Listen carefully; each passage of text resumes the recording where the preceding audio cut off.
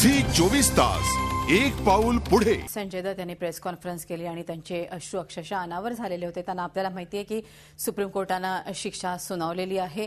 अर्थातच 5 वर्षांपेक्षा जी शिक्षा होती त्याच्यातले 18 महिने तर त्यांनी सुरुवातीला भोगलेले होते। आता केवळ 13 महिने ही जी 3.5 वर्ष त्यांना ही शिक्षा भोगावी लागणार आहे आणि अर्थातच याआधी आपण आपले शूटिंग पूर्ण करणार असं देखील संजय दत्त यांनी आता पत्रकार परिषदेत बोलताना सांगितलं।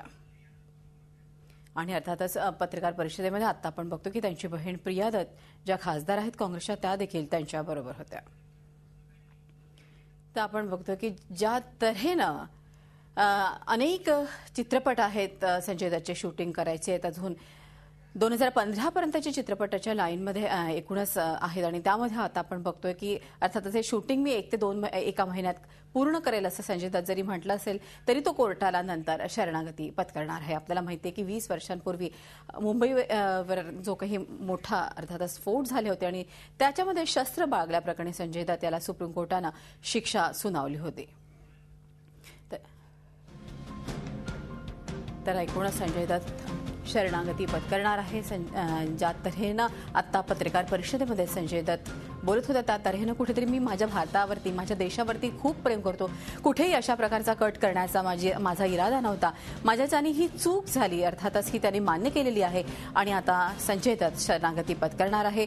एका महिन्याच्या आत त्याला अर्थातच शरणागती पत्करावी लागणार होती ज्या तऱ्हेनं निकाल लागला, मात्र त्याआधी आपण शूटिंग लवकरात लवकर करू असं देखील संजय दत्त यांनी म्हटलेलं आहे। जो अटॅक झाला होता 20 वर्षांपूर्वी मुंबईमध्ये मोठे बॉम्बस्फोट झाले होते अनेक ठिकाणी, एकानंतर एक 20 ठिकाणी आपण बघतोय की हे बॉम्बस्फोट झाले होते। या गोष्टीला आज 20 वर्ष पूर्ण झालं। त्याच्या टाडा कोर्टानं अर्थातच हायकोर्टानं आपण बघतोय की संजय दत्तला बेकायदा म्हणजे ज्या तऱ्हेनं शस्त्र त्यांनी बाळगले त्या प्रमाणात त्याच्यात आरोपी तो होता आणि त्याच्यानंतर ही केस सुप्रीम कोर्टात गेली। सुप्रीम कोर्टाने मात्र संजय दत्तला शिक्षा सुनावलेली आहे आणि आपण बघतो की संजय दत्त ज्या आता अतिशय भावूक झालेला होता, माझ्याच्याने कदाचित चूक झालेली असावी परंतु भारताविषयी कट रचण्याचा किंवा भारताविरुद्ध काही करण्याचा माझा इरादा नव्हता, माझ्या देशावरती अत्यंत प्रेम आहे असं संजय दत्त यांना आता प्रेस कॉन्फरन्समध्ये म्हटलेलं।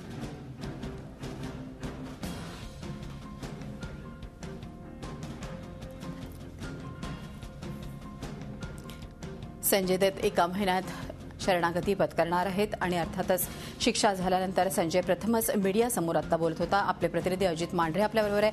अजित, आपण बघतोय संजय दत्तला आता अश्रू अनावर झाले होते, माझं भारतावरती प्रेम आहे असं त्यांनी म्हटलेलं आहे, मात्र या संपूर्ण प्रकरणात ज्या तऱ्हेनं आपल्याला माहिती आहे की बेकायदा शस्त्र बाळगल्याप्रकरणी त्याला अटक करण्यात आलेली आहे, आता तो शरणागती पत्करणार आहे, या संदर्भात जरा अधिक माहिती द्या। मृदुला, ज्या पद्धतीने संजय दत्त यांच्या विरोधामध्ये ज्यावेळी त्यांना कोर्टाने शिक्षा सुनावल्यानंतर संजय दत्त यांना माफी देण्यात यावी असं राजकीय नेत्यांनी त्याचबरोबर इतर लोकांनी ही मागणी केली होती, पण जनतेचा रोष आणि त्याचबरोबर जे पीडित आहेत 93 ब्लॉकचे जे विक्टिम्स आहेत त्यांनी केलेला विरोध पाहता संजय दत्तच्या जे वकील आहेत त्यांनी स्पष्टपणे सांगितलं होतं की या संपूर्ण घटनेमुळे त्यांना त्रास होतो आहे। झी 24 तास एक पाऊल पुढे।